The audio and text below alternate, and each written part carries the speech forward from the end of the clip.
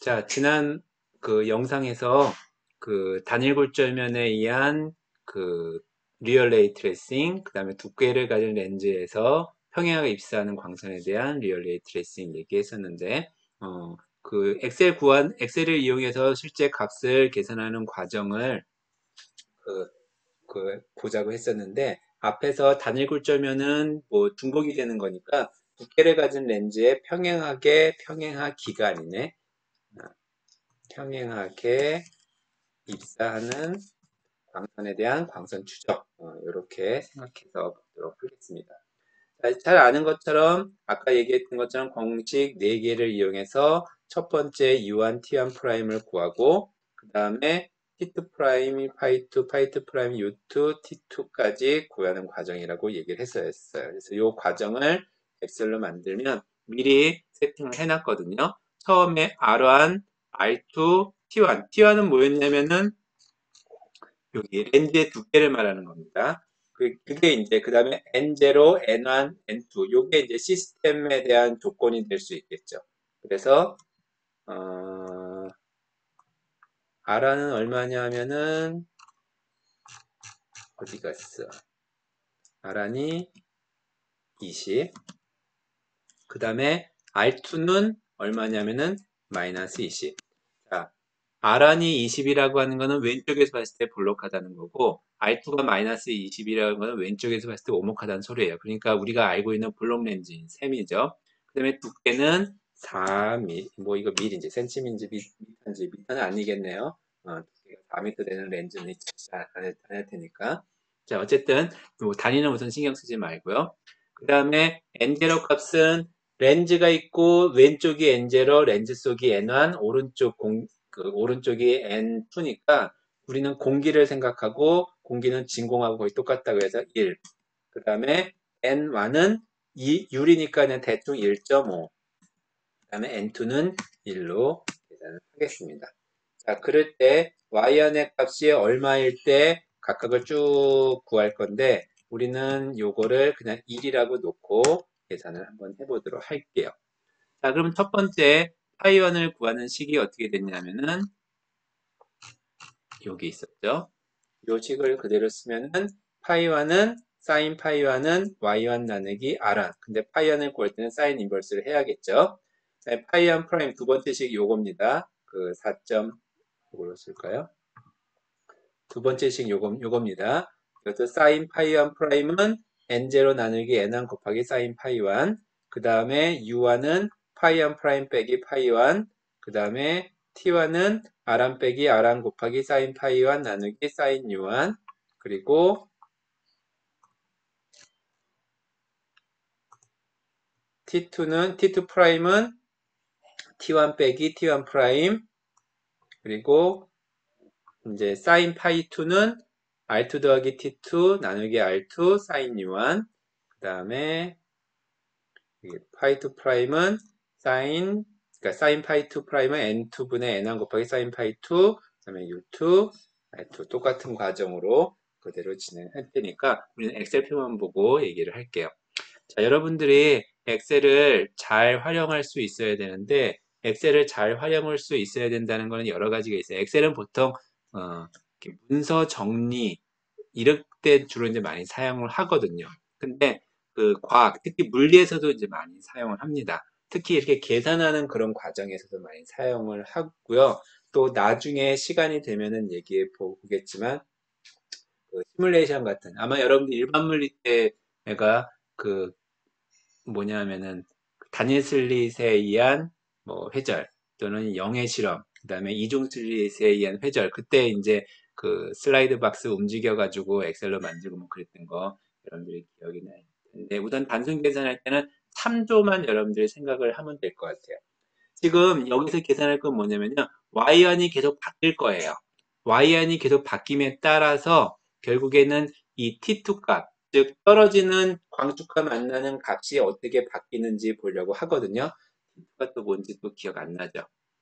이 y안이 바뀜에 따라서 요 점 i1 프라임까지의 거리가 t2 프라임이잖아요. 이 i1 프라임까지 떨어지는 요 값이 아니, 이게 아니죠. 여기 i까지. T2가 얼만큼 되는지를 보려고 하는 겁니다. 원래대로라면 뭐 높이가 상관없이 다 I1에 만나야 요 점에서 다 모여야 되잖아요. 실제로 그렇지 않을 거라는 걸 미리 얘기를 하는 겁니다. 자, 그래서 여러분들이 계산하는 과정을 잠깐 보면요. 파이1을 구하면 파이1은 R1 나누기, Y1 나누기 R1에다가 사인 인버스를 붙이는 거죠. 그래서 등호 쓰고요. 그 다음에 사인 인버스는 A 사인으로 씁니다. 함수명이 이거예요. 아크 사인이. 그 다음에 괄호 열고 이 안에 y1 나누기 r1을 쓰는데 y1 값이 얼마냐면은 여기 있죠. 그래서 요거를 클릭하면은 그대로 y1 값이 들어갑니다. 나누기 r1은 여기 있죠. 이렇게. 그 다음에 닫고 엔터를 치면은 그대로 값이 여기에 저장이 됩니다. 그럼 0.05? 그럼 여러분들 그렇게 생각하게 0.05도라고? 이 0.05도는 아닙니다. 모든 값은 레디안 값으로 저장이 됩니다. 그럼 이걸 각도로 따지면 얼마냐 하면은 레디안을 디그리를 바꾸려면 어떻게 해야 돼요? 180도를 곱하고 3.14 이러고 파이로 나눠주면 되죠. 곱하기 180 나누기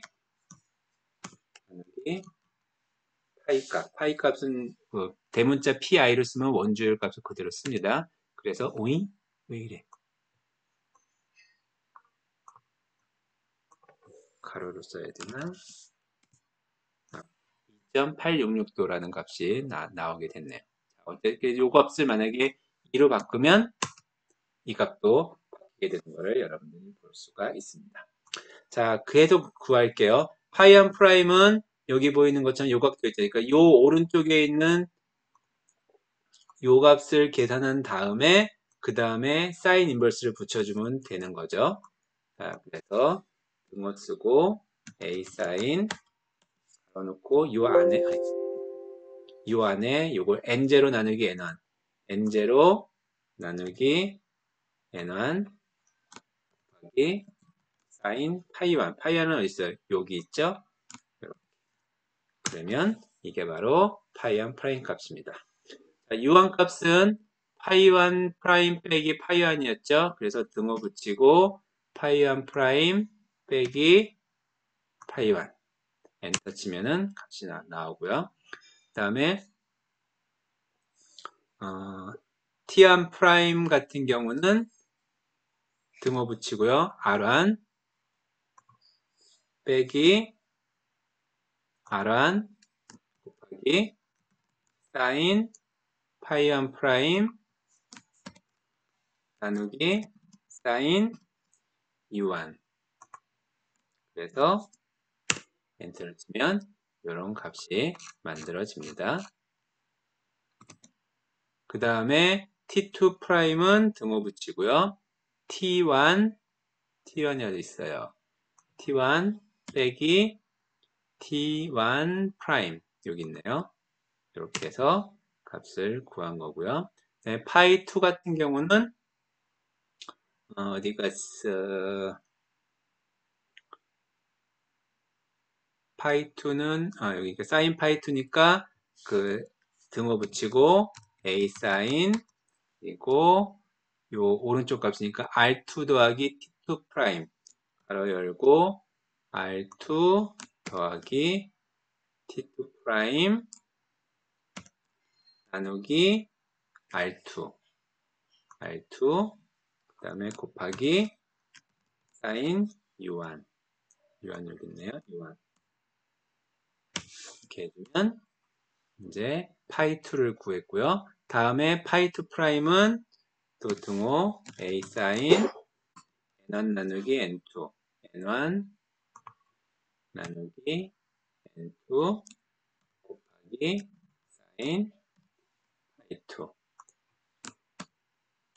고 그 다음에 U2는 파이2 프라임 더하기 U1 빼기 파이2 고요. 그 다음에 T2는 R2 빼기 R2 곱하기 사인 파이2 프라임 파이2 프라임 나누기 사인 U2 그래서 뭐가 틀렸지? E4 빼기죠. 자, 그래서 이렇게 값이 나왔습니다. 자, 그러면 여러분들이 어떻게 확인하시냐? 2일 때 19.014였어요. 19.014라고 하는 거는 뭐냐면은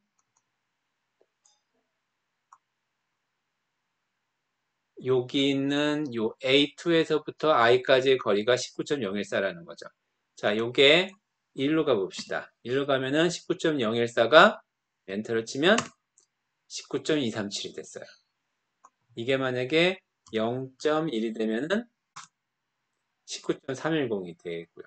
그래서 이렇게 값이 바뀌는 거를 여러분들이 볼 수가 있어요. 이게 바뀌는 게 뭐냐면은 대략적으로 요 값을 변화시킬 때 요 값이 어떻게 나오는지를 여러분들이 어떻게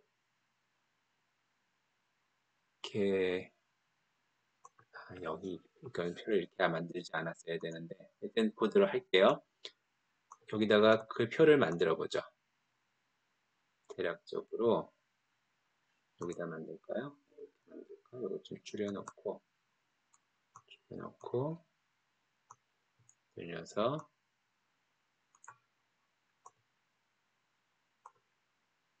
이렇게요.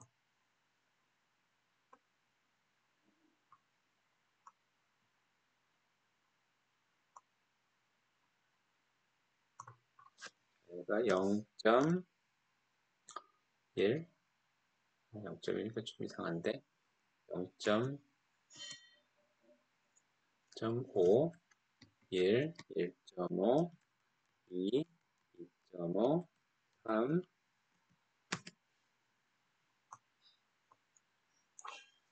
3.5 4일 때 어떻게 되는지를 값을 이거를 t2라고 쓰면은 우선 0.5일 때 얼마가 되냐면은 19.292 그 다음에 1일 때 19.237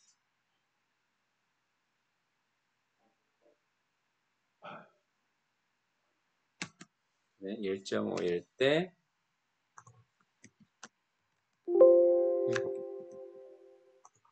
1.5일 때 19.145 2일 때 9.014 2.5일 때 8.4 3일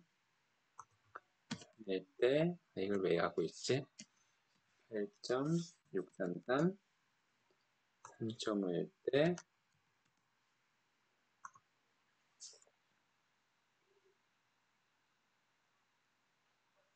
18.378 그다음에 4일 때 8.077 자 그러면은 얘가 이제 이 관계를 그래프로 그려보면요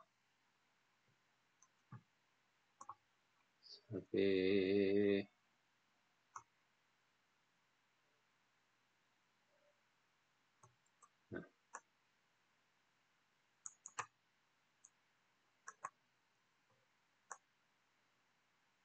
이렇게 보이는 것처럼 이 t2 값이 컸어요. 크다는 얘기는 처음에 얘가 i 값이 꽤 멀리 있었는데 이 높이가 올라가면 올라갈수록 t2가 줄어드는 거죠. 그러니까 어떻게 오는 거야? 안쪽으로 꺾여 오는 거죠.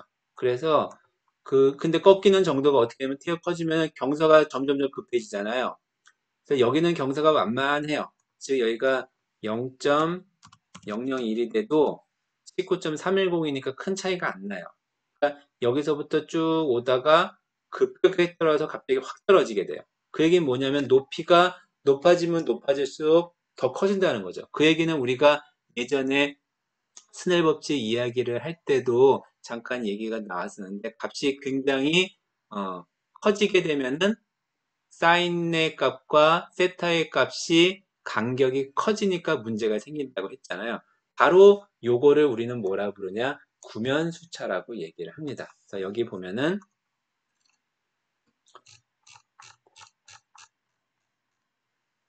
요 그림이 이제 그걸 좀 약간 좀 과장돼서 나타내 주는 건데, 높이가 작을 때, 여기 6까지 써 있었지만, 높이가 작을 때는 이 뒤쪽에 어떤 점에 도달하게 돼요. 그래서 높이가 거의 0일 때, 요거를 우리가 가우시안 상점이라고 얘기를 해줘요. 근축 상점이 되는 겁니다. 그래서 값이 작을 때는 요거랑 큰 차이가 없죠. 여기 0.5라고 했었는데, 이 값이 0.001에도 0.310이고요. 0.000001이 돼도 거의 값이 똑같습니다. 지금 유효시차 때문에 근데 조금은 차이가 날 거예요. 0.01만 돼도 거의 똑같죠. 그러면 0.1에서 0.05만 되면은 그리고 똑같네. 0.09 그러면 0.2 똑같은 거구나. 0.2만 되면은 0.3씩 조금 늘어나잖아요. 값이 조금씩 줄다가 갑자기 확 줄어드는 거죠.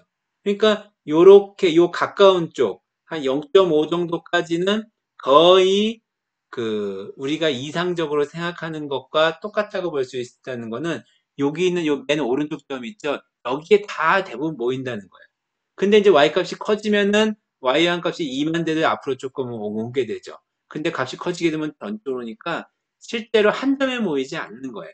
이렇게 실제 광선에 의해서 한 점에 모이지 않는 그런 경우를 우리는 뭐라고 부르냐면은 그 실광선 그러니까 그 근축광선이라고 얘기를 하고 근축광선에서 그러니까 과 가까운 y가 작았을 때에 대해서 우리가 해석해 주는 게 근축광선이고요.